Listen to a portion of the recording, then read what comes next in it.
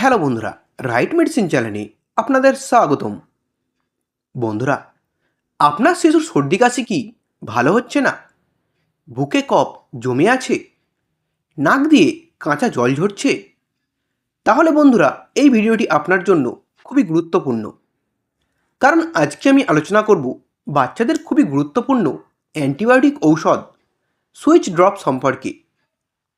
এই switch drop কি, কেন, কিভাবে, কতটুকু পরিমাণ বাচ্চাদেরকে খাওয়াবেন তা সঠিক জানার জন্য এই ভিডিওটি শেষ পর্যন্ত দেখুন। বন্ধুরা, আপনি যদি আমাদের এই রাইট মেডিসিন চ্যানেলটি সাবস্ক্রাইব করে না থাকেন তাহলে সাবস্ক্রাইব করে নিন। এই সুইচ ড্রপটি তৈরি করে থাকেন অ্যালকেম ল্যাবরেটরিজ কোম্পানি। এটির মধ্যে আছে সেফোডক্সিম 25 mg। এটি 10 ml ফাইলে পাওয়া যায়, যার দাম মাত্র 99 টাকা। বন্ধুরা, এই সুইচ ড্রপটি একটি অ্যান্টিবায়োটিক ঔষধ।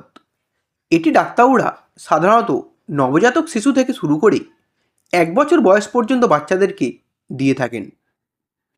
যে সমস্ত বাচ্চাদের সর্দি কাশি কমছে না, বুকে কফ জমে গিয়েছে বা নাক থেকে কাঁচা জল ঝরছে, তাদেরকে ডাক্তাররা এই ড্রপটি দিয়ে থাকেন তাদের সর্দি কাশি ভালো হওয়ার জন্য।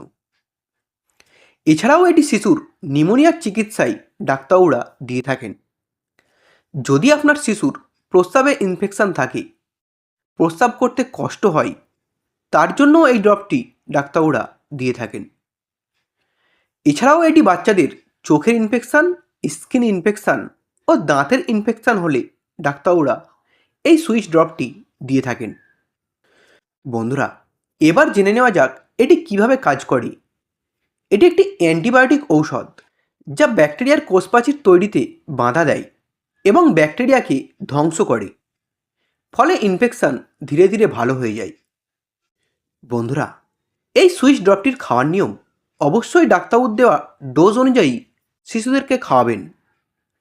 কারণ এটি শিশুর বয়স, ওজন এবং রোগের ধরন অনুযায়ী ডাক্তারবাবুরা ডোজ দিয়ে থাকেন। তাই নিজে থেকে কখনোই এই ঔষধ বাচ্চাদেরকে খাওয়াবেন না। ডাক্তারবাবুরা যতদিন খাওয়ার নির্দেশ দেবেন ততদিন পর্যন্তই নিয়মিত খাওয়ানো উচিত। এই সুইচ ড্রপটির কিছু কমন সাইড এফেক্ট দেখা দিতে পারে, যেমন শিশুর ঘুম ঘুম ভাব হতে পারে, ডায়রিয়া হতে পারে, বমি ভাব বা বমি হতে পারে।